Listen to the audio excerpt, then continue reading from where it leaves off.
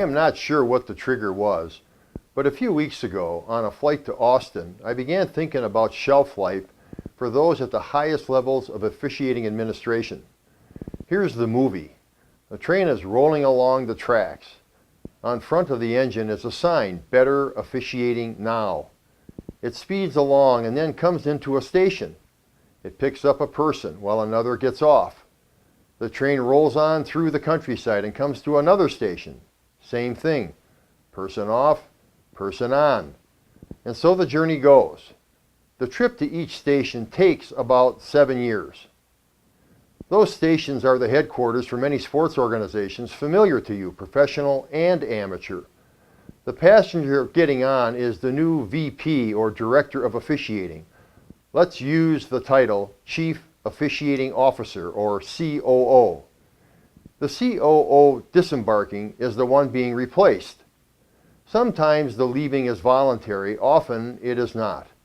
In the many, many transitions I have witnessed during the past decades, damn few were instituted to replace someone of weak character, weak skills, or weak dedication.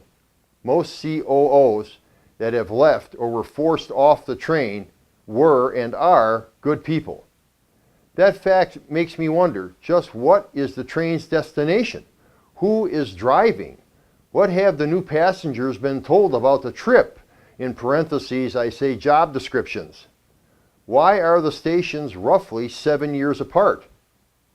I wish I had some concrete answers for you, but I don't. I have anecdotal evidence from many passengers who have been or still are on the train. I have also done a little research on the topic of shelf life at the C-suite level. The parallel between upper management shelf life in officiating and in other industries is noteworthy. It turns out that turnover in high-level officiating management is not so much different than in finance, healthcare, technology, and education. So allow me the latitude of oversimplifying our shelf life. Think of it as our 7-year itch. Roughly every 7 years or so, officiating administrators are changed. Why does that consistently take place? What is an organization looking for in that? At the 7-year mark, it feels new leadership is required. In general, a person is named COO for 3 reasons. First, to solve a problem or improve a culture. Second, to build trust between management and the officiating program. Third, to establish or improve communication with a new board or management team. Fourth, to be a signal that management, ownership, is serious about improving the product.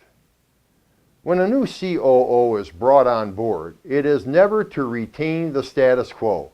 It is to make change. The game and the business of the game changes over 7 years. Change means someone will be disenfranchised. They are out. They don't like that and inexorably begin clawing back. With a new COO, there is the promise of better days ahead. The phone to ring less, the rancor from coaches to abate, the esprit de corps of the officials to soar to new heights, technology to be a better tool. But after a few short years, most begin to realize that while things might have gotten a bit better, the same core problems exist. Wins and losses matter most. Investment doesn't match organizational rhetoric. Few are happier with officials than before. The phone, which had quieted its volume, again is back in full blare. The COO's responsible explanations of faux inadequacies now fall on deaf ears. Clamor begets retribution. Heads get acquainted with brick walls. Weakness becomes its own conclusion. Next station, Grail. All aboard. Thank you.